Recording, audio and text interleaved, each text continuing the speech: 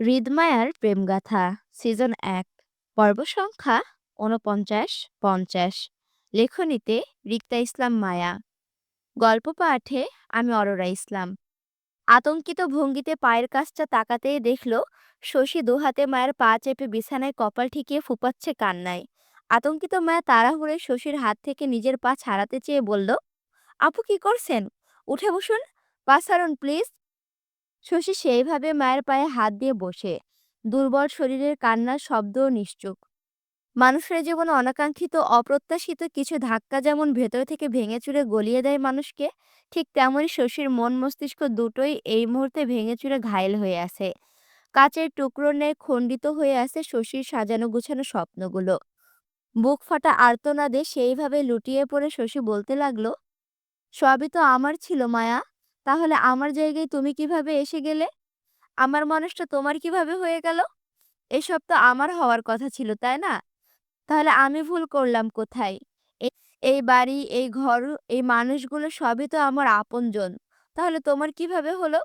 জন্ম থেকে বড় হলাম এই বাড়িতে। ভালোবাসলাম এই বাড়ির ছেলেকে। আমাকে আঙ্গুল দিয়ে সেখানে দেখানো হয়েছে এটা আমার শ্বশুরবাড়ি। হৃদ খান আমার ভবিষ্যৎ স্বামী। হৃদের জন্য কখনো কোনো খারাপ রিলেশনে জড়াইনি। কলেজ লাইফে আমার একটা ক্লাসমেট আমার ভালো লাগতো। ছোট ছিলাম, আবেগী বয়সে প্রায় ৬ মাস প্রেমও করেছিলাম। কিন্তু কখনো কোনো খারাপ কিছুতে জড়াইনি। তবে একটা সময় যখন বুঝতে পারলাম আমি আসলে হৃদকে ছাড়া অন্য কাউকে কখনো ভালোবাসতেই পারবো না, তখন থেকে হৃদকে ছাড়া দ্বিতীয় কোনো পুরুষের দিকে আমি চোখ তুলে তাকাইনি। আমার অনেকটা বছরের সাজানো গোছানো স্বপ্নে তোমার আগমন ছিল ধ্বংসের ন্যায় মায়া। ঠুনকো হাওয়ায় ঝরে গেল সব। আজ আমি সবকিছু হারিয়ে নিঃস্ব শূন্য হয়ে গেলাম। শশীর কান্নায় মায়া অপরাধ বোধ করল। সে সত্যিই কারো সাজানো গোছানো স্বপ্নে ঢুকতে চায়নি, আর না শশীকে কষ্ট দিতে চেয়েছে। মায়া যদি বুঝতো ওর স্বামীকে খোঁজার পিছনে শশী আজকের মতো কষ্ট পাবে, তাহলে সে কখনোই হৃদের খোঁজ করত না, বরং অনেক আগে এই সম্পর্ক থেকে পিছিয়ে যেত।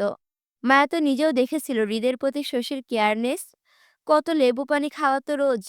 তখন তো মায়া হৃদকে চিনত না স্বামী স্বরূপ। মায়ের ভীষণ মায়া হলো শশীর জন্য, কান্নাও পেল তীব্র অপরাধ বোধে। মায়া দুহাতের মুঠোয় শশীর হাত নিজের পা থেকে সরাতে চেয়ে বলতে লাগলো, আপু প্লিজ এমন বলছেন কেন? আমি সত্যিই আপনার কষ্টের কারণ হতে চাইনি। আমাকে মাফ করবেন সবকিছুর জন্য। আপনি প্লিজ উঠে বসুন। মায়ের কথায় শশী মাথা তুলে তাকালো। অনেক সময় নিয়ে কান্নার দরুন মায়েরও চোখ মুখ ফুলে আসে। শশী মায়ের চোখের দিকে তাকাতেই গাল ছুঁয়ে টুপ করে অশ্রু জড়ালো নিচে। কষ্ট এত ভেজা গলায় শশী ফের বলল, আমার স্বপ্ন ভাঙার কষ্টে বুকটা হাহাকার করছে মায়া। মনে হচ্ছে আমি ধ্বংস হয়ে গেছি, সর্বত্র হারিয়ে নিঃস্ব হয়ে গেছি আমি। প্লিজ মায়া, আমার সবকিছু আমাকে ফিরিয়ে দাও না। আমি আমার সবকিছুর জন্য তোমার কাছে ভিক্ষা চাইছি। আমার স্বপ্ন, আমার ভালোবাসা, আমার হৃদ আমাকে ফিরিয়ে দাও। আমি বাঁচতে পারবো না হৃদকে ছাড়া। প্লিজ দয়া করো আমার ওপর। আমার আর হৃদের মাঝে তুমি এসো না। আমাদের জীবন থেকে চলে যাও প্লিজ। আমি তোমার পায়ে পড়ছি। প্লিজ দয়া করো। শশীর হাহাকারের কান্নায় মায়া কেঁদে উঠল। ও কিভাবে ওর স্বামীকে ছেড়ে থাকবে? মায়া তো স্বামীর চেহারা না দেখেই ভালোবেসেছিল। তাহলে আজ কিভাবে অন্য কারোর জন্য সেই স্বামীকে ছেড়ে দিবে? মায়া বুঝতে পারছে শশীর অনেকটা বছরের সাজানো স্বপ্ন ভেঙে গেছে। কিন্তু তাই বলে মায়া তো এখানে অপরাধী নয়। হৃদ খান মায়ের প্রেমিক নয় যে ব্রেকআপ করে নেবে। মায়া হৃদের বিবাহিত বউ। সে যেখানে প্রেমের মতো চাইলেই ব্রেকআপ করা যায় না, তালাক দিতে হয়। মায়া নিজের জীবন থাকতে কখনো তালাক শব্দ নিজের জীবনে ছড়াতে চায় না। মায়া শশী দুহাত মুঠোয় নিয়ে বোঝাতে চেয়ে বলল, এসব কি বলছেন আপু? আমি বিবাহিত। আমার ওনার সাথে বিয়ে হয়েছে।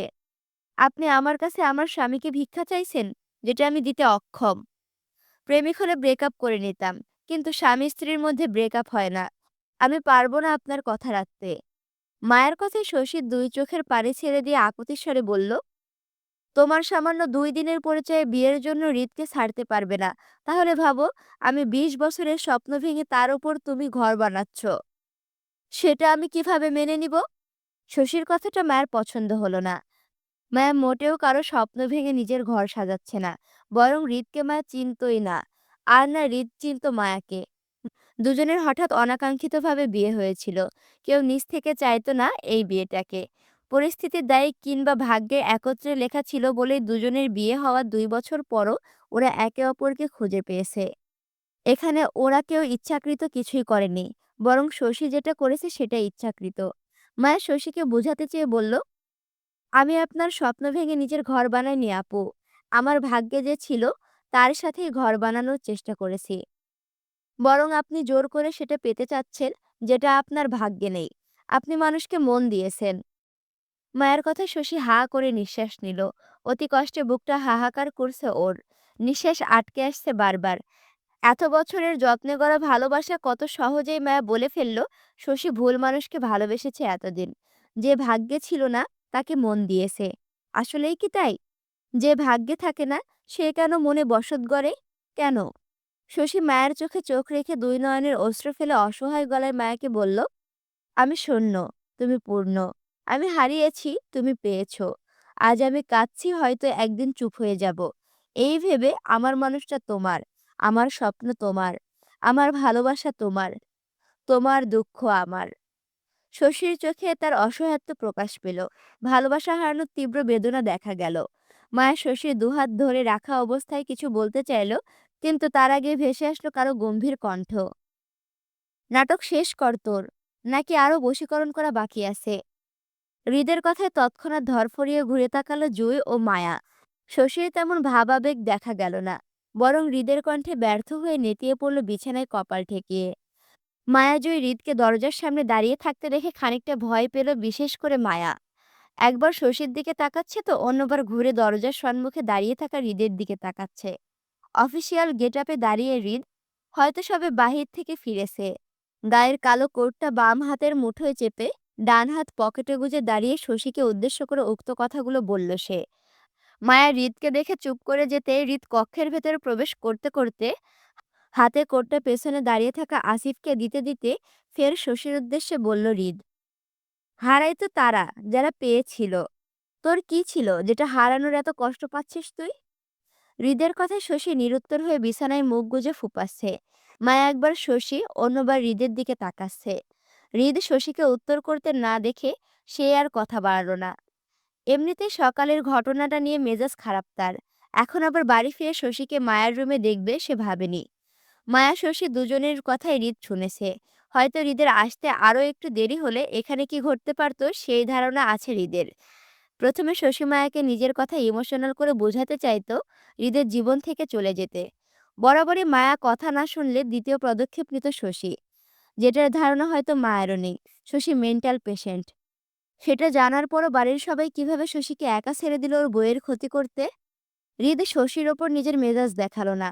পাগলের সামনে কী বা মেজাজ দেখাবে সে? তার চেয়ে বরং তার বউকে নিয়ে সে চলে যাবে এই বাড়ি থেকে। এই বাড়িতে তার বউ আপাতত সেফ না। হৃদ দক্ষ হাত বাড়িয়ে তৎক্ষণাৎ মায়ের হাত ধরে বিছানা থেকে টেনে নামাতে নামাতে আসিফকে উদ্দেশ্য করে বলল, আসিফ, জুইকে ওদের বাসায় দিয়ে আয়। জি ভাই। আসিফ তৎক্ষণাৎ সম্মতি জানাতে হৃদ মায়ের হাত চেপে চলল দরজার দিকে। হৃদের পেছন পেছন আসিফ ও জুইকে নিয়ে বেরিয়ে আসলো শশীকে কক্ষে রেখে। হৃদ যখন মায়াকে নিয়ে নিচের ড্রয়িং রুম পার হয়ে বেরিয়ে যাচ্ছিল, তখন সেখানে খানবাড়ির সকলেই উপস্থিত ছিল। শশীর মা সালমা বেগমও ছিলেন। তিনি রাগে ফুঁসতে থাকেন হৃদ মায়াকে নিয়ে বেরিয়ে যেতে দেখে। মুক্তা হ্যানা খানের সঙ্গে ছিল, সেও দেখেছে মায়াকে নিয়ে হৃদ আর আসিফের সঙ্গে জুই বেরিয়ে যেতে। সকালের ঘটনা পুনরায় তাজা হলো। হৃদের সামনে কেউ কিছু না বলতে পারলেও মুক্তাকে কেউ ছাড়ল না এবার যাতা শোনাতে। শেষ পর্যায়ে সালমা বেগম হাইপার হয়ে যান শশী যখন মায়ের রুম থেকে নিচে এসে সবার সামনে আবারও অজ্ঞান হয়ে পড়ল তখন। মেয়ের অবস্থা খারাপ দেখে রাগে হিতাহিত অজ্ঞ হয়ে তিনি তেড়ে যান মুক্তাকে মারতে। ছোট বোনকে না পেয়ে বড় বোনের ওপর ক্ষোভ প্রকাশ করতে চাইলে হেনা খান আর আরাফ খান সেই যাত্রায় বাধা দেয় সালমা বেগমকে। অস্থির উত্তেজিত পরিস্থিতিতে ফাহাদ যখন শশীকে কোলে নিয়ে রুমের দিকে যাচ্ছিল, হঠাৎ সালমা বেগমকে ওইভাবে মুক্তার ওপর হামলে পড়তে দেখে সেও মুহূর্তে থমকে দাঁড়ায় জায়গায়। কয়েক সেকেন্ড থমকানো অবস্থা গেল ফাহাদের। হুঁশে ফিরে শশীকে নিয়ে উপরে না গিয়ে তৎক্ষণাৎ সোফায় ফেলে সেও রাগের বশে মুক্তাকে নিয়ে বেরিয়ে গেল সোজা। দোষী যারা তাদেরকে কেউ কিছু না বলে সবাই মুক্তাকেই কেন দোষ দিচ্ছে? মুক্তা কি ওর বোনকে বলেছিল যে হৃদ খানের সঙ্গে বিয়েতে বসতে? সবার মতন মুক্তাও তো আজ প্রথম শুনল মায়ের বিয়েটা সম্পর্কে। তাহলে সবাই কেন মুক্তাকে হেনস্থা করছে এর জন্য? ওর কি দোষ এখানে? সাহস থাকলে গিয়ে রিদ খান বা তার বউকে গিয়ে প্রশ্ন করুক কেন তারা বিয়ে করেছে। সেটা না করে সবাই ফাহাদের বউয়ের দিকে আঙুল তুলছে। ফাহাদ মুখ ফুটে কিছু বলে না বলে সবাই কি ওর ভদ্রতার সুযোগ নিবে ওর বউয়ের ওপর দিয়ে? তাহলে ফাহাদ কিসের সুপুরুষ হলো যদি সে তার বউয়ের হিফাজত করতেই না পারলো?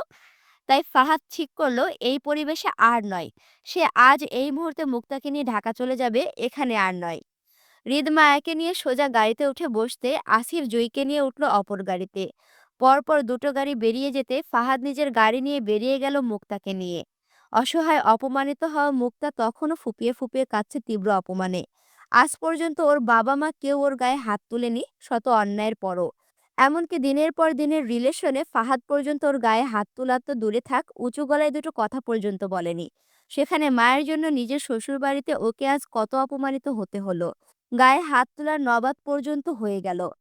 এই সবই হয়েছে মায়ের জন্য। মায়া কিভাবে পারল ওর ছোট বোন হয়ে মুক্তাকে এই পরিস্থিতিতে ফেলতে? নিশ্চুপ উদাস ভঙ্গিতে চুপচাপ নত মস্তিষ্কে বসে মায়া। হৃদ সামনে তাকিয়ে গাড়ির স্টিয়ারিং ঘোরাতে ঘোরাতে ২-৩ বার চোখ ঘুরিয়ে দেখে নিল নত মস্তিষ্কের মায়াকে। সে সমাবেশ থেকে সোজা বাড়িতে গিয়েছিল, তাই ফ্রেশ হওয়ার সুযোগ পায়নি। গায়ে সকালে সাদা শার্ট ও কালো প্যান্ট এখনো ইন করা। দুহাতের শার্ট কনুই অবধি টেনে ভাঁজ করা। বাম হাতে ঘড়ি খুলে ফোনের সাথে গাড়ির ডেস্কের ওপরে রাখা। দক্ষ হাতে গাড়ির স্টিয়ারিং ঘোরানোতে দুই বাহু শক্ত পেশি ফুলে শার্ট ছিঁড়ে ছুঁড়ে যেন বেরিয়ে আসতে চাইছে। মায়া দু একবার হৃদকে আর চোখে দেখে পুনরায় নিচে তাকালো।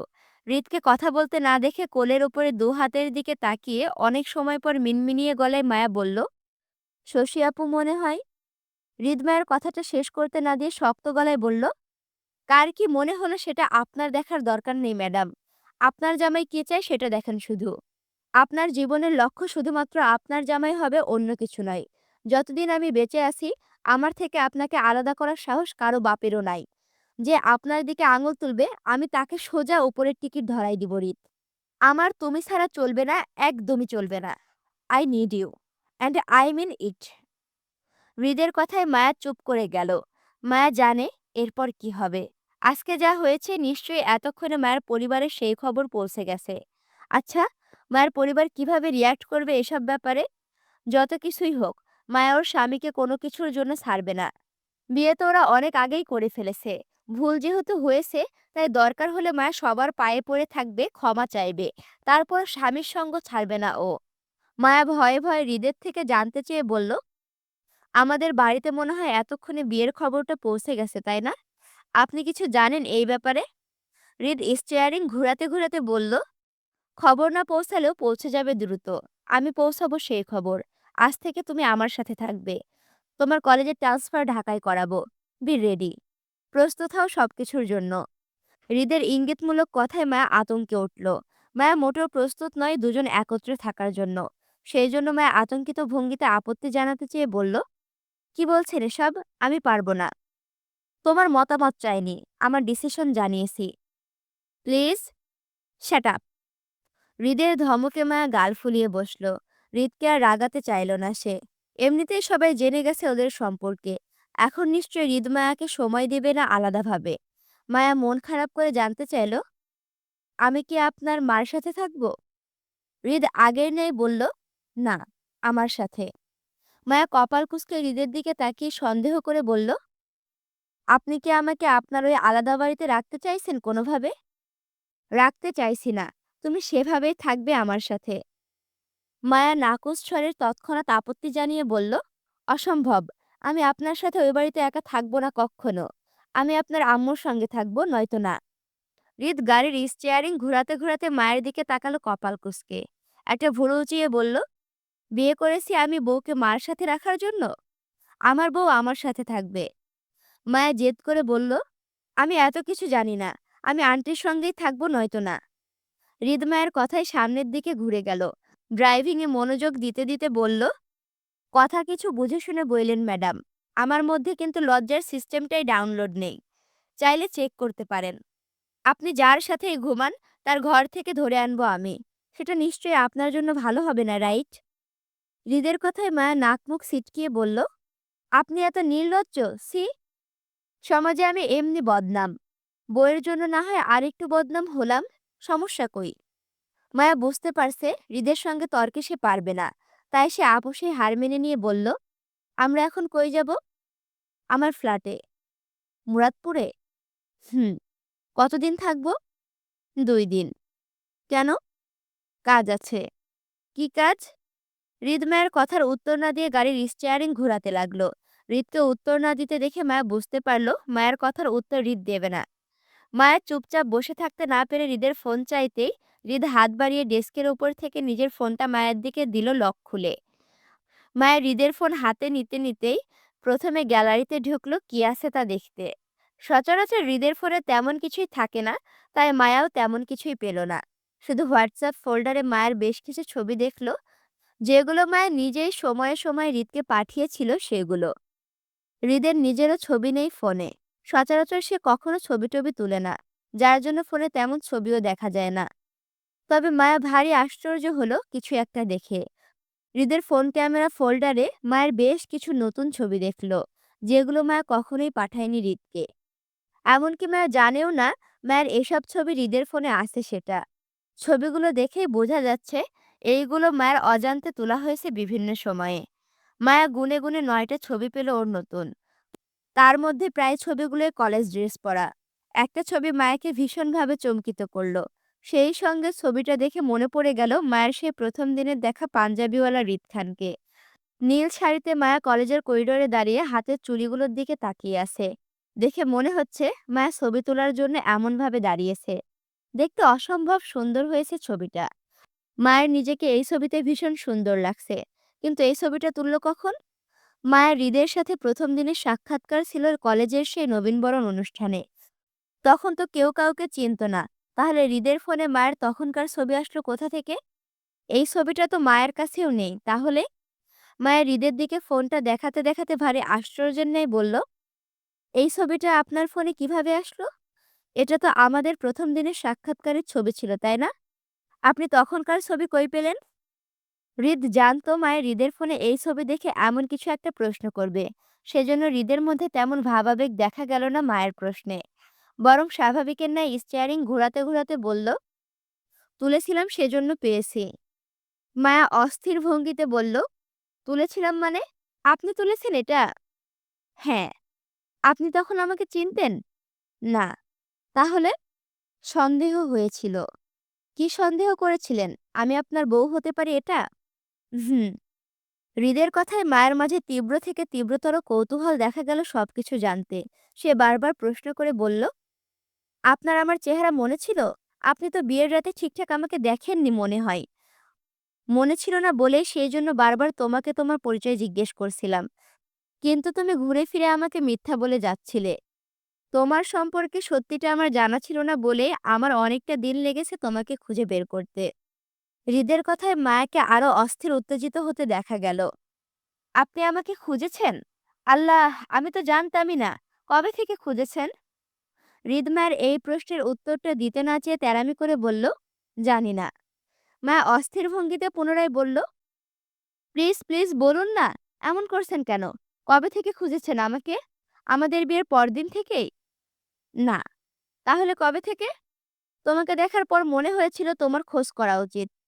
মায়া পরপর প্রশ্ন করে বলল, তাহলে আমাকে কবে খুঁজে পেলেন? কবে জানতে পারলেন আমি আপনার বউ? যেদিন সকালে থাপ্পড় খেয়েছিলে সেই দিন। হৃদের কথায় মা উৎসাহিত মুখটা ফুস করে নিভে গেল। মনে পড়ে গেল হৃদের হাতে 3-3টে থাপ্পড় খাওয়ার কথাটা। কেউ যে হারিয়ে যাওয়া বউকে খুঁজে মারতে পারে তা জানা ছিল না ওর। কই, মায়া তো হৃদকে মারেনি, বরং স্বামীকে খুঁজে পেয়েছিল বলে পাগল পাগল হয়ে জড়িয়ে ধরেছিল। আর মায়ের তেরা স্বামী কি করলো ওকে? মারলো। কই, সে তো মায়াকে আদর করবে বউকে চিনতে পেরেছে বলে। তা না করে উল্টো মায়াকে মারলো। মায়া মন খারাপ করে হৃদকে পুনরায় প্রশ্ন করে বলল, আপনি সেই দিন আমাকে ওইভাবে মারলেন কেন? হৃদের উত্তর আসলো তৎক্ষণাৎ, কারণ ছিল তাই। কি এমন কারণ ছিল যে হারিয়ে যাওয়া বউকে খুঁজে পাওয়ার পরও মারতে হবে আপনার? একটু আদরও তো করতে পারেন, তাই না? তুমি আদরের মানুষ না, তাই মেরেছি। আদর করতে না পারেন, অন্তত আপনি সত্যিটা জানার পর আমাকে জানাতে পারতেন, তাই না? মায়ের কথায় হৃদ ফের কপাল কুঁচকে মায়ের দিকে তাকাতে তাকাতে বলল, তুমি আমাকে জানিয়ে পালিয়েছিলে সেই দিন রাতে যে আমি জানাবো? আমি জানাইনি বলে আপনি জানাবেন না? আপনি তো দেখেছিলেন আমি কতটা পাগল, পাগল হয়ে আপনার খোঁজ করেছিলাম, তাই না? তো? তুমিও তো দেখেছিলে আমি সেই দিন রাতে অসুস্থ ছিলাম। তারপরে তো অজ্ঞান অবস্থায় আমাকে ফেলে এসেছিলে, তাই না? হৃদের কথায় মায়ের অপরাধ বোধ হলো। মায়া ফের মন খারাপ করতে, করতে বলল, আমি আপনাকে ফেলে আসতে চাইনি। আমি তখন অনেক ভয় পেয়েছিলাম, সেই জন্য ভয়ে, ভয়ে শেষ রাতে পালিয়ে গিয়েছিলাম, যাতে কেউ আমাকে খুঁজে না পায়। হৃদি সামনের দিকে ঘুরে যেতে, যেতে বলল, ব্যাস এতটুকুই? আপনি চেয়েছেন যাতে আমি আপনাকে খুঁজে না পাই। সেজন্য আমিও ধরা দেইনি। আপনার খোঁজার অপেক্ষায় ছিলাম। আপনি অনেক পাষাণ, নিষ্ঠুর। আমাকে একটুও ভালোবাসেন না। আপনাকে ভালোবাসার জন্যই সঙ্গে নিয়ে যাচ্ছি ম্যাডাম। আপনার কি, কি ভালোবাসা চাই সেটা লিস্ট করুন মনে, মনে। সব রাতে পোষায় দিব। হৃদের কথায় মায়া থমথমে খেয়ে বসল। হঠাৎ হৃদ এমন কিছু বলবে তা মায়ের ধারণাতেও ছিল না। মায়া হৃদের কথায় নাক মুখ সিটকে বলল, সি? কি সি? আমাকে লিংক পাঠাতে আপনার সি মনে হয় না, আর আমি কিছু বললেই সি? ইন্টারেস্টিং। হৃদের মাথায় মায়া খেপে যাওয়ার মতো করে বলল, মিথ্যা বলেন কেন? কিসের লিংক পাঠিয়েছি আপনাকে? মায়ের কথায় হৃদ হেয়ালি করে বলল, আচ্ছা তাই? মেসেজ অপশনে যান। এখনো আপনার পাঠানো লিংক আছে সেখানে। রাতের জন্য রেখে দিয়েছি আপনার সব লিংকগুলো। সবগুলো একত্রে অ্যাপ্লাই করব তাই। হৃদের মুখে মেসেজ অপশনের নাম শুনতেই মায়ের রাফার পাঠানো মেসেজগুলোর কথা মনে পড়ে গেল। মায়া নিজেও জানে না সেদিন রাফা হৃদকে কি পাঠিয়েছিল। মায়ের হৃদের সঙ্গে কথা না বাড়িয়ে তৎক্ষণাৎ ঢুকলো মেসেজ অপশনে, রাফার পাঠানো মেসেজগুলো দেখতে। অতঃপর ৩টা মেসেজ রাফা পাঠিয়েছিল সেই দিন, বাকিগুলো মায়ার। মায়ের রাফার লাস্ট ৩টা মেসেজ পড়ে চোখ কপালে উঠল। সবগুলো আস্তাগফিরুল্লাহ কথাবার্তা। ছি! এত নোংরা কথা কেউ কাউকে লিখে পাঠায়? সবগুলো কথাই কেমন নোংরা আর গা শিউরে ওঠার মতো। ছি! মায়া দাঁতে দাঁত চেপে রাফার পাঠানো লাস্ট লিঙ্কটাতে ক্লিক করতেই মায়াকে গুগল 18+ ওয়েবসাইটে নিয়ে যেতেই অনাকাঙ্ক্ষিত কিছু ভিডিও দেখে তৎক্ষণাৎ চিৎকার করে উঠল হাতের মোবাইলটা ফেলে। ভাগ্যক্রমে সেই ফোন গিয়ে পড়ল হৃদের পায়ের কাছে। ফোনের স্ক্রিনে তখনও ভিডিও প্লে হচ্ছিল, সেই সাথে কিছু অদ্ভুত, অদ্ভুত শব্দ। মায়া এক চিৎকারে লাফ দিয়ে উঠে বসল সিটের ওপর।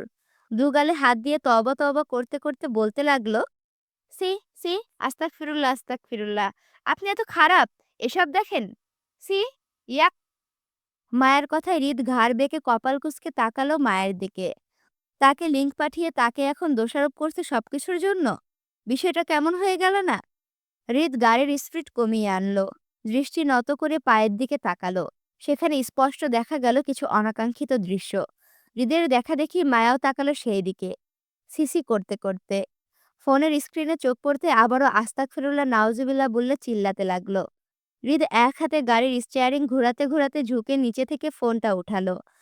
ফোনের স্ক্রিনের দিকে তাকিয়ে স্বেচ্ছায় ফোনের ভলিউম বাড়িয়ে মায়ের দিকে ফোনটা এগিয়ে দিতে দিতে বলল, তুমি চাইলে কন্টিনিউ করতে পারো। রাতের জন্য কাজে দিবে। মায়া তৎক্ষণাৎ নাক মুখ ছিটকিয়ে হৃদের থেকে দূরে সরে বসলো গাড়ির সাথে সিটিয়ে। উত্তেজিত গলায় বলল, সি, সরান এটা। আমি আপনার সাথে যাব না। আপনি অনেক খারাপ। কি সব দেখেন ছি? গাড়ি থামান। থামান বলছি অসভ্য লোক।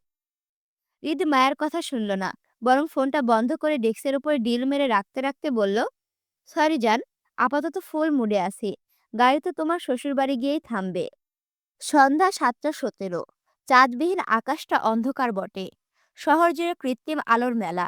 রাস্তার দুধারের হলুদ আলোর ল্যাম্পপোস্ট থেকে শুরু করে উঁচু উঁচু বিল্ডিংয়ের ফাঁকে ফাঁকে শুধু যান্ত্রিক আলো চোখে পড়ছে মায়ার। ৭তলা ভবনের ৩য় ফ্লোরে দাঁড়িয়ে সে। খোলা বেলকনি জুড়ে মুক্ত হাওয়ার বাতাস। যান্ত্রিক শহরে টিংটং শব্দ তুলে পারাপার হচ্ছে হুড তোলা রিকশাগুলো।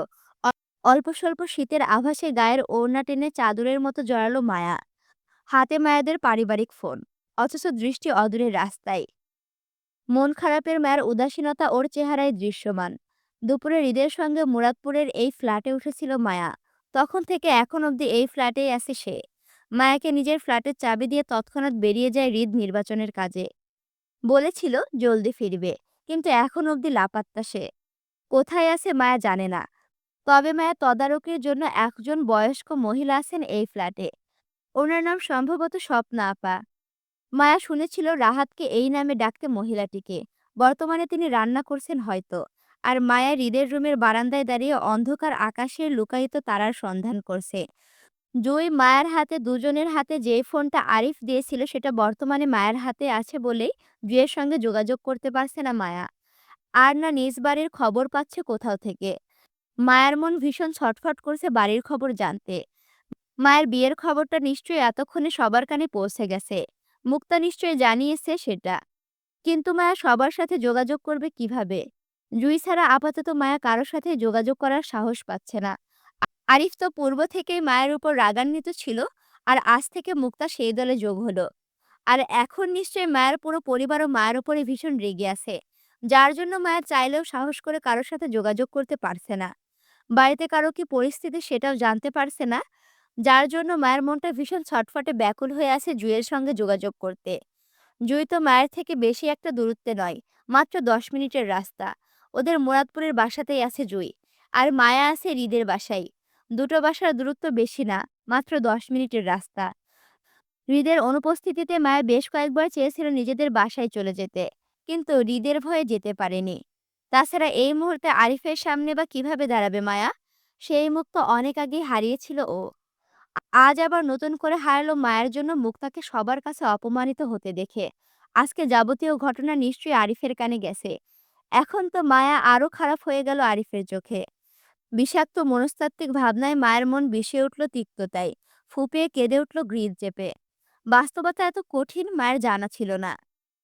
মায়ের না চাইতেও নিজের পরিবারের মানুষকে বারবার আঘাত করেছে অজান্তেই। মায়ের ফুপানো কান্নার মাঝেই হাতের ফোনটা ভো ভো করে শব্দ করে কেঁপে উঠল।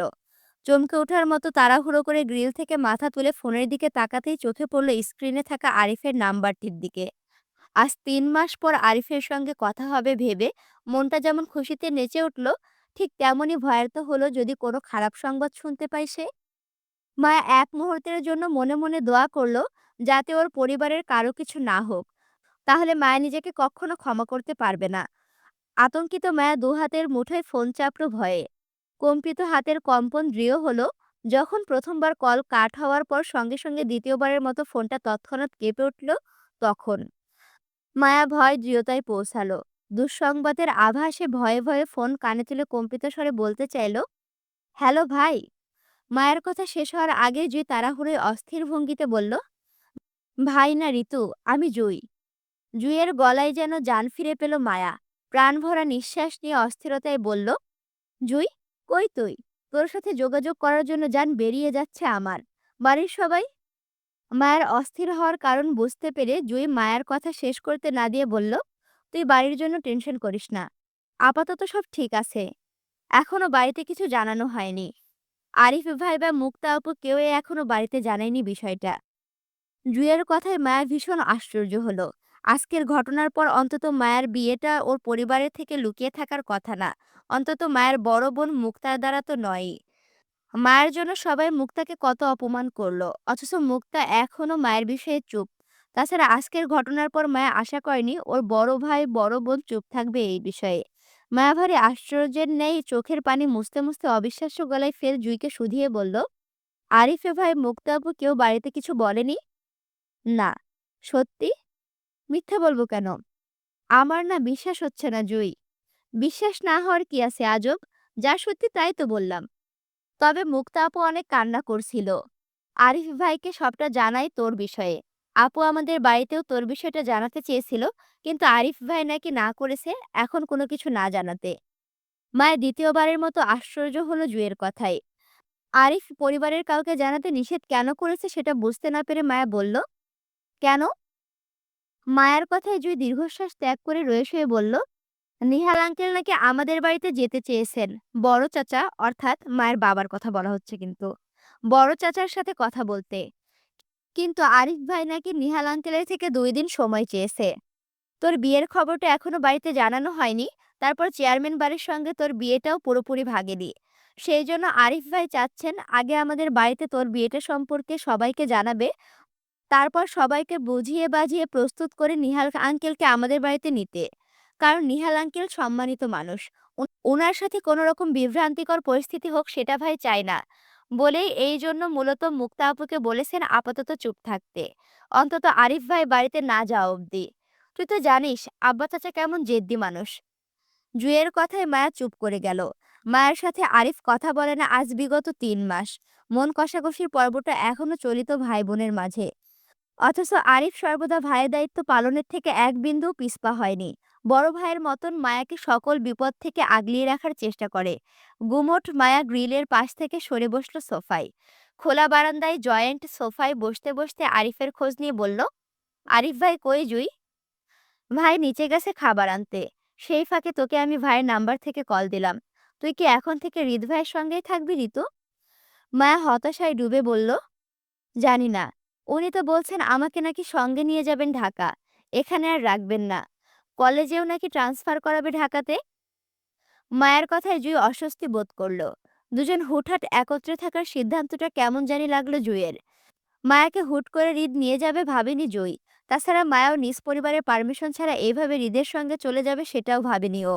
অন্তত ওদের পরিবারে ঝামেলা মিটে গেলে তখন দুই পরিবারের সম্মতিতে একত্রে বসবাস করলে বিষয়টা আরো সুন্দর দেখাতো, এমনটা জুইয়ের ধারণা। কিন্তু মনের অস্বস্তিতে জুই মায়াকে বিষয়টা খোলাসা করে বলল না, বরং ভিতরে চেপে গেল। মায়া জুইকে চুপ করে যেতে দেখে ফের বলল, আরিফ ভাই আমার খোঁজ করেছিল জুই? না। জুইয়ের কথায় মায়া আবারও অবিশ্বাসের ন্যায় শুধিয়ে বলল, ভাইয়া জানতে চাইনি আমি কোথায় আছি? জুই আত্মবিশ্বাসের সঙ্গে বলল, না। ভাইয়া মনে হয় জানে তুই হৃদ ভাইয়ের সঙ্গে আছিস সেটা। জুইয়ের কথায় মায়া উত্তর করতে পারল না, তাই ছোট শব্দ করে বলল, ও আচ্ছা শোন ঋতু, কাল কলেজে যাবি না? আমার তোর সঙ্গে অনেক কথা আছে। মায়া তৎক্ষণাৎ উত্তর আসলো তক্ষণে, যাব যাব। জুই খানিকটা সন্দেহ নিয়ে বলল, হৃদ ভাই দিবে? ওনাকে বলেই যাব। আচ্ছা আয়, আমি অপেক্ষা করব কলেজে। জুইয়ের কথাটা মা তাড়াহুড়োয় শুধিয়ে বলল, তুই কলেজে না আমার কাছে আসবি জুই। আমার এখানে কোনো জামা কাপড় নেই। তুই সকালে আসার সময় আমার জন্য জামা কাপড় আর বইগুলো নিয়ে আসবি কেমন? আমি অপেক্ষা করব। আচ্ছা আসবো। এখন রাখি বাই। আচ্ছা। টুট টুট করে কল কেটে যেতেই মায়া কান থেকে ফোন নামিয়ে কোলের উপরে রাখলো। স্বাভাবিকের ন্যায় শ্বাসরুদ্ধের গুমোট নিঃশ্বাসটা যেন স্বস্তিতে ছাড়ল। প্রথমে বাড়ির কথা ভেবে মনটা যেমন অস্থির ব্যাকুল হচ্ছিল, সেটা এখন আর নেই। অনেকটা স্বস্তির হালকা হলো জুইয়ের সাথে কথা বলে।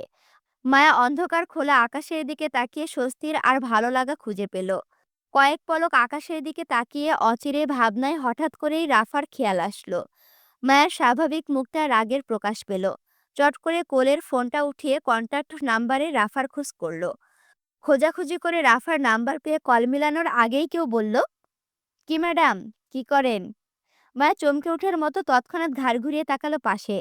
বারান্দার দরজায় হৃদকে দাঁড়িয়ে থাকতে দেখে তাড়াহুড়োয় রাফা কল কেটে ফোন লুকালো পিছনে। আমি কিছু দেখি না, দেখি না। মায়ের কথায় হৃদ কপাল কুঁচকাই। দরজার সামনে থেকে মায়ের দিকে এগিয়ে আসতে আসতে বলল, কি দেখবেন? আমি বললাম কি করেন আপনি, আর সোজা দেখা দেখিতে চলে গেলেন। কি ব্যাপার, মুডে আছেন মনে হয়? নিজের কথায় মায়া নিজেই ফেঁসে গেল। হঠাৎ হৃদের উপস্থিতি ছিল ওর কাছে অনাকাঙ্ক্ষিত। সেজন্য মায়া হৃদকে দেখে সেই দুপুরের কথা মনে করে ভুল উত্তর করে ফেলল। মায়া নিজের কথা শুধাতে চেয়ে মিনমিন করে বলল, আসলে আমি ভুল কিছু দেখি না বলে ফেলেছি। তার মানে আপনি বলতে চাচ্ছেন আপনি মোডে নেই? মায়া অবুঝের ন্যায় মাথা নাড়িয়ে অসম্মতি দিতেই হৃদ আফসা আলয় মায়ের মুখোমুখি এসে দাঁড়ালো। গায়ে তার এখনো সকালের পোশাকটা জড়িয়ে। বাস্তবতা এমন যে 2 মিনিটের স্বস্তির নেই। তারপরও হৃদ মায়ের টানে বাসায় ফিরল শত কাজ ফেলে। দুজন একত্রে কিছুটা সময় কাটাবে বলে। নিচে আসিফ সহ আরো বেশ কিছু ছেলেপেলে বসে আছে অফিসে। হৃদ হাতের ঘড়িটা খুলে সোফার সামনে টেবিলের উপরে রাখতে রাখতে বলল, সমস্যা নেই ম্যাডাম, আমি আপনার মুড চালু করতে আসলাম। আমার ওপর ছেড়ে দিন আপনার মুড। হৃদের কথায় মায়া সিটিয়ে গেল। দুপুরের কথা মনে করে ভয়ার্ত হলো। হৃদ হাতের ফোনটা একইভাবে ঘড়ির পাশে রাখতে রাখতে পুনরায় বলল, ফোনটা দাও। মায়া হৃদের কথায় জড়সড় হয়ে পেছনে লুকিয়ে রাখা ফোনটা বের করে দিল হৃদকে। হৃদ আনলক করা ফোনের গ্যালারিতে না গিয়ে সোজা ঢুকলো গুগল ওয়েবসাইটে। গুগল সার্চ হিস্ট্রি স্ক্রল করতেই দেখতে পেল অসংখ্য বাংলিশ লেখা, সঙ্গে সঙ্গে বেশ কিছু বাংলা টাইপিংও আছে সেখানে। হৃদ সচরাচর বাংলা পড়তে পারে না, জড়তা কাজ করে বাংলা পড়তে। তার পড়াশোনা থেকে শুরু করে সবটাই ছিল বাহিরে, যার জন্য বলতে গেলে বাংলা নিয়ে তার পড়াশোনা হয়নি তেমন। তবে তার বাংলিশ পড়তে সমস্যা হয় না। যার জন্য গুগল সার্চ হিস্ট্রিতে থাকা মায়ের যাবতীয় বাংলিশ লেখা পড়তে হৃদের কপাল কুঁচকে আসে তীক্ষ্ণতায়। কেমন অদ্ভুত অদ্ভুত লেখা সব! জামাইকে কিভাবে পটাতে হয় তার পদ্ধতি কি কি, জামাইয়ের রাগ কিভাবে ভাঙাতে হয় তার পদ্ধতি, জামাইকে বইয়ের ভালোবাসায় পাগল বানানোর পদ্ধতি কি কি, জামাইয়ের মন পাওয়ার পদ্ধতি কি, এসব লিখে লিখে পুরো গুগল সার্চ হিস্ট্রি ভরপুর। হৃদের জানা ছিল না এত সকল পদ্ধতির মাধ্যমে যে গুগল বহন করে থাকে। জানলে অবশ্যই হৃদ নিজের বইয়ের ব্রেন গুগলে খোঁজ করত। হৃদ ফোন থেকে দৃষ্টি সরিয়ে মায়ের দিকে তীক্ষ্ণ দৃষ্টিতে তাকিয়ে হাতের ফোনটা দেখিয়ে বলল, এসব কি? কি লিখেছে এসব? গুগল জামাইকে বইয়ের ভালোবাসায় পাগল বানানোর পদ্ধতি কি কি বলো, জামাইয়ের মন পাওয়ার পদ্ধতি কি কি বলো। মানে গুগল, জামাইকে বইয়ের ভালোবাসায় পাগল বানানোর পদ্ধতি কি কি বলো, জামাইয়ের মন পাওয়ার পদ্ধতি কি কি বলো, তারপর জামাই ডট ডট ডট। হৃদের বাকি কথা শেষ করার আগেই মায়া চেঁচিয়ে উঠল তক্ষুনি।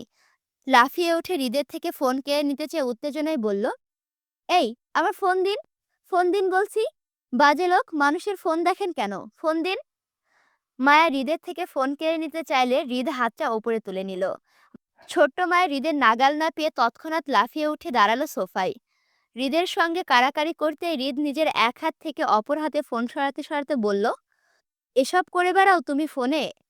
মায়া একইভাবে হৃদের থেকে নিজের ফোনটা নিতে চেয়ে জোরাজোরি করে বলল, আমি যা খুশি তাই করব, তাতে আপনার কি? আমার ফোন দিন, দিন বলছি। আমার বউ আমারই তো সব, তাই আমার দেখার দরকার আছে না? আমার বউ আর কি কি সন্ধান করে বেড়ায় গুগলে। হৃদের কথায় মায়া আরো অধৈর্যের ন্যায় হয়ে উঠে বলল, এই না, না প্লিজ, আর দেখার দরকার নেই, প্লিজ প্লিজ, আমার ফোন দিন না প্লিজ। হৃদের কাছে ধরা পড়ে যাওয়ার ভয়ে মায়ের ছটফট বাড়ল। বিষয়টা বুঝতে পেরে হৃদ দুষ্টু হাসল। বউকে হেনস্থা করতে তার দারুণ লাগছে। হৃদ এক হাতে মায়াকে বাধা দিয়ে অপর হাতটা ওপরে তুলে ক্লিক করলো মায়ের সার্চ করা হিস্ট্রিতে। জামাইকে বউয়ের ভালোবাসায় পাগল বানানোর পদ্ধতি কি কি লেখাটিতে ক্লিক করতে সঙ্গে সঙ্গে হৃদকে সাজেস্ট করলো বাংলায় লেখার সঙ্গে সঙ্গে আরও কিছু রোমান্টিক হেলদি ভিডিও। সবকিছুই সাংসারিক ব্লগ ভিডিও টাইপের ছিল, তাতে খারাপ কিছু নেই।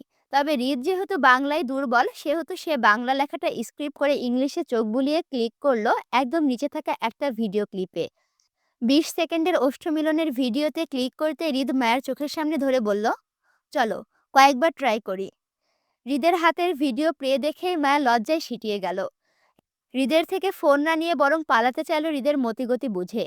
হৃদকে ঠেলে নিজের থেকে দূরে সরাতে চেয়ে ধাক্কা দিতে দিতে বলল, সি, কত খারাপ আপনি, দূরে সরুন, সরুন। মায়ের কথায় হৃদ কপাল কুঁচকে বলল, আপনি লিংক পাঠাতে পারেন, বসে বসে ভিডিও দেখতে পারেন, আর আমি প্র্যাকটিক্যালি দেখাতে চাইলেই দোষ? মজা যখন নিচ্ছেন তখন আমার থেকে নিলে দোষ কি? আমি পুরো ফিল দিব আপনাকে, ট্রাই করেই তো দেখুন। একবার ভালো না হলে দ্বিতীয়বার ট্রাই করুন, দ্বিতীয়বার না হলে তৃতীয়বার, আমি তো বারবার রিপিট করতে ইচ্ছুক। হৃদের লাগামহীন কথায় মায়া লজ্জায় আর ভয়ে চুপ করে গেল মুহূর্তেই। হৃদের থেকে পালাতে চেয়ে লাফিয়ে সোফা থেকে নামতে নামতে বলল, আমি বাড়িতে যাব। মায়া দৌড়ে পালাতে চাইলে হৃদ তৎক্ষণাৎ পেছন থেকে মায়ের পেট পেঁচিয়ে ধরতে ধরতে বলল, আমি আসলাম, আপনি চলে যাবেন সেটা কিভাবে হয় ম্যাডাম? আগে লেনদেনটা শেষ করি, তারপর যাইয়েন। বলতে বলতে হৃদ দুহাতে মায়ের পেট পেঁচিয়ে নিজের কাছে টানল। মায়া হৃদের থেকে বাঁচতে চেয়ে লাফালাফি করতে গিয়ে উল্টো বাধা পড়ল হৃদের হাতে। শক্তপোক্ত হৃদের সঙ্গে শক্তিতে পেরে উঠতে না পেরে বরং হৃদ মায়াকে দুহাতে পেঁচিয়ে সোফায় চেপে ধরল বক্ষতলে। মুহূর্তের মাঝে হৃদের এক হাতে বন্দী হলো মায়ের দুহাত। অপর হাতে মায়ের গায়ের ওড়নাটা টেনে নিচে ফেলতেই মায়া ছটফট করে হৃদের থেকে ছাড়া পেতে চাইল। অধৈর্যের ন্যায় বলল, প্লিজ, প্লিজ আমাকে ছাড়ুন, ছাড়ুন। মায়া দুহাত মাথার ওপর আড়াআড়িভাবে আটকে হৃদের এক হাতে। হৃদ সেই হাতে চাপ দিয়ে ঝুঁকে পড়ল মায়ের ওপর। অপর হাতে মায়ের গাল চেপে ধরে ঠোঁট দুটো উঁচিয়ে ধরে বলল, সরি বউ, মাত্র ধরলাম, আর এক্ষুনি ছেড়ে দিলে বিষয়টা পুরুষত্ব চলে আসবে আমার। বলতে বলতে হৃদ মায়ের ওষ্ঠে মন্ত হলো। 5 কি 10 সেকেন্ড যেতে হৃদের রোমাঞ্চকরের বাধা দিয়ে উচ্চস্বরে ফোনের রিংটন বেজে উঠল তক্ষুনি। মন্ত পরিবেশ মুহূর্তেই বিরক্তিকর হয়ে উঠল। তীরে তীরে মেজাজের হৃদ মায়ের ঠোঁট ছেড়ে তাকালো টেবিলের ওপরে থাকা ফোনটার দিকে। স্ক্রিনে আসিফের নামটি দেখতেই ক্ষিপ্ত মেজাজ আরো ক্ষিপ্ত হলো। এমন একটা সময় হৃদের মোটেও পছন্দ হয়নি কেউ ওকে ডিস্টার্ব করুক। হৃদ ওই অবস্থায় হাত বাড়িয়ে ফোনটা নিয়ে রিসিভ করে কানে ধরল। তিরি তিরি মেজাজে চিবিয়ে চিবিয়ে বলল, হারামির বাচ্চা, আর সময় পেলি না কল দেওয়ার? হৃদের কথায় আসিফ তাড়াহুড়ো করে বলল, ভাই, জসিমের লোক আমাদের দুটো ছেলেকে মেরে রাস্তায় ফেলে গেছে মাত্র। ছেলে দুটোকে হাসপাতালে পাঠাচ্ছি। আপনি যদি একটু আসতেন তাহলে ভালো হতো। একটা চিঠি পেয়েছি আপনার আব্বার নামে। চিঠিতে লেখা ওরা নাকি খানবাড়ির রক্ত চায়। জসিম নামক উটকো ঝামেলার নামটা শুনতে হৃদ বিরক্ত হয়। দুদিন পর পর একই কাজ করে জসিম নামক লোকটা। রাজনৈতিক দ্বন্দ্বের কারণে হৃদের বাবার বিরুদ্ধে কাজ করে সবসময়। তবে এতদিন ছোটখাটো ঝামেলা করলেও আজকাল বড় বড় ঝামেলা করতে চাচ্ছে সে। হয়তো সামনে ইলেকশন বলে হৃদের বাবার সম্মান নষ্ট করতে চাইছে জনগণের কাছে। মূলত এই জন্য হৃদের রাজনীতি করা পছন্দ না। নেতাদের নামে সামান্য কিছু শুনলেই ভোট চলে যায় অন্যদিকে। পা চেটে দুদিনের পদ নিতে ইচ্ছুক নয় সে। তার যা দরকার আপোষে না পেলে জোর করে আদায় করার ক্ষমতা হৃদ খানের আছে বলেই সে প্রথমেই চেয়েছিল জসিম নামক লোকটাকে ঠিকানায় লাগাতে। কিন্তু নিজের বাবার মহানতার কারণে পারছে না। আর এতে অতিষ্ঠ হৃদ। বিরোধী দলের প্রতি উদারতা দেখানোর কারণটা সে বুঝে না। এই জসিমের ছেলে তো ফাহাদের গায়ে হলুদের রাতে রাদিফের উপর হামলা করেছিল। ভাগ্য সহায় থাকার কারণে সেই যাত্রায় রাদিফ বেঁচে যায়। কিন্তু হৃদ ও জসিমের ছেলেকে ছেড়ে দেয়নি। দুপা কেটে এখনো পঙ্গু হাসপাতালে ফেলে রেখেছে। সেই জন্য হয়তো জসিম লোকটাকে ছেলের পঙ্গু হওয়ার প্রতিশোধে হৃদের ছেলেপেলেদের আঘাত করছে। তবে বিষয়টা এবার বেশি বাড়াবাড়ি হয়ে গেছে হৃদের কাছে। এবার জসিমকে ঠিকানা না লাগালেই নয়। বিরক্তিতে হৃদ আসিফকে কিছু বলবে তার আগেই বেখেয়ালি দৃষ্টি পড়ল নিজের বক্ষতলে শায়িত মায়ের দিকে। হৃদের কুঁচকানো কপালের ভাঁজ মুহূর্তেই সোজা হলো। দৃষ্টি ঘুরালো বইয়ের নিষ্পাপ মুখে। হৃদ হাতের ফোনটার আলো মায়ের মুখের ওপরে ধরল। মুহূর্তে চোখে পড়ল মায়া ঘাড় বেঁকে ঘন ঘন নিঃশ্বাস ফেলছে একপাশে মুখ করে। অপর পাশের গাল হতে গলা অবধি মায়ের ঠোঁটের ছড়ানো লিপস্টিক লেপটে আছে। অতি ছোট্ট দৃশ্যটা যেন হৃদের বুকে আঘাত করলো। অজানা ভালো লাগায় তার ক্ষিপ্ত মেজাজ মুহূর্তে শীতল হলো। কিছু জায়গায় হৃদ চাইলেও রাগ করতে পারে না। তার বইয়ের সামনে তো নয়ই। হৃদ মায়ের ওপর ঝুঁকে পড়তে পড়তে পুনরায় ফোনটা কানে নিয়ে আসিফকে শুধালো, এক কাজ কর আসিফ, তুই গাড়ি বের কর, আমি আসছি। আজ জসিমের বাসায় দাওয়াত খেতে যাব আমরা, কি বলিস? জি ভাই। হৃদ ফের শুধালো আসিফকে, আমি নিচে না আসা অবধি যেন তোর দ্বিতীয় কল না আসে আমার ফোনে, মনে রাখিস। জি ভাই। আসিফ কল কেটে দিতে হৃদ মায়ের দিকে তাকিয়ে থেকে হাতের ফোনটা আস্তে করে রাখলো টেবিলের ওপর। পুনরায় একইভাবে মায়ের ওপর ঝুঁকে গলায় ডুবে মায়াতে মন্থ হতে হতে বলল, সরি বউ, তোমার সাথে কাটানো সময়গুলো অনেক কঠিন মনে হচ্ছে। কাছে পেয়েও যেন হারিয়ে ফেলছি তোমায়। আমার হয়েই থেকো বউ, আমার তোমাকেই চাই, একবার নয় বারংবার। হ্যাঁ, তোমরাও আমার হয়ে থেকো, বুঝছো? ভিডিও দেখে মুচকি মুচকি হাসছো, অথচ লাইক কমেন্ট শেয়ার না করে চলে যাচ্ছ। এমন করলে হবে? এই যে মনে করাই দিলাম, তাড়াতাড়ি ভিডিওতে লাইক কমেন্ট শেয়ার করো। আর এখনো যদি আমার চ্যানেলটি সাবস্ক্রাইব করে না থাকো, অবশ্যই সাবস্ক্রাইব করে পাশে থাকো। দেখা হচ্ছে পরবর্তী ভিডিওতে। আল্লাহ হাফেজ।